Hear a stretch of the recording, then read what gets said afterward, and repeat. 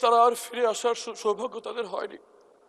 তাদের পক্ষ থেকে, তাদের পরিবারের পক্ষ থেকে একটি বিশেষ বিষয়ে আপনার দৃষ্টি আকর্ষণ, এই মহান সংসদ দৃষ্টি আকর্ষণ করতে যাচ্ছে। আমরা যারা গুমের শিকার, সে অন্ধকার ঘরে আমরা মৃত্যুর প্রহর গুনছিলাম। আমরা মনে দিয়েছিলাম এই অন্ধকার ঘরে আমাদের মৃত্যু হচ্ছে, হয় তারা আমাদেরকে হত্যা করবে, এখানে আমাদের মৃত্যু হবে। কথা বলার কেউ ছিল না আমাদের। কীট পতঙ্গ, পিঁপড়া, টিকটিকের সাথে কথা বলতাম। বাইরে বুঝতে পারতেন না বাইরে কি দিন না রাত। মনে হতো জীবন্ত কবর দিয়ে দেওয়া হয়েছে।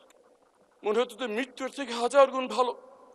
মনে করতাম যে আজকে রাতে হয়তো হত্যা করা হবে। এভাবে মৃত্যুর প্রহর যখন গুনছিলাম, একদিন রাতে ট্রেনে হিসছে যখন আমাকে সেখান থেকে বের করছে, আমি ধরে নিয়েছি এখন আমাকে হত্যা করা হচ্ছে। আমি সূরা ইয়াসিন পড়া শুরু করলাম যাদের মৃত্যুটা সহজ হয়, কিন্তু পরে জানতে পারলাম কিছু বাচ্চা ছেলে মেয়ে জীবন দিয়ে, চোখ হারিয়ে, পা হারিয়ে ফ্যাসিবাদকে বিতাড়িত করে আমাদেরকে আবার দুনিয়ার আলো দেখার সুযোগ করে দিয়েছে। মানে এই সংসদকে যদি বলতে হয় তাহলে বলতে হবে মুসলিমদের মিলন মেলা। এখানে এমন একজন কেউ পাওয়া যাবে না যে গত ফ্যাসিস্ট আমলে জুলুমের শিকার হয়নি। আমি গুমের ভুক্তভোগী যারা ফিরে আসছে তাদের পক্ষ থেকে, গুমের ভুক্তভোগী পরিবারদের পক্ষ থেকে একটি বিষয়ে দৃষ্টি আকর্ষণ করছি। আমরা স্তম্ভিত হয়ে লক্ষ্য করছি আমাদের সাথে যা করা হয়েছে, এই জুলুম যেন এই বাংলার মাটিতে আর কোনোদিন না হয় সেই নিশ্চিত করার জন্য যে দুটি আইন করা হয়েছিল, গুম প্রতিকার এবং প্রতিরোধ আইন এবং মানবাধিকার কমিশন আইন, বিশেষ কমিটি এই আইনগুলো বাতিলের সুপারিশ করেছে। মাননীয় স্পিকার, কেমন করে যে নিজের গুমের শিকার ভুক্তভোগী,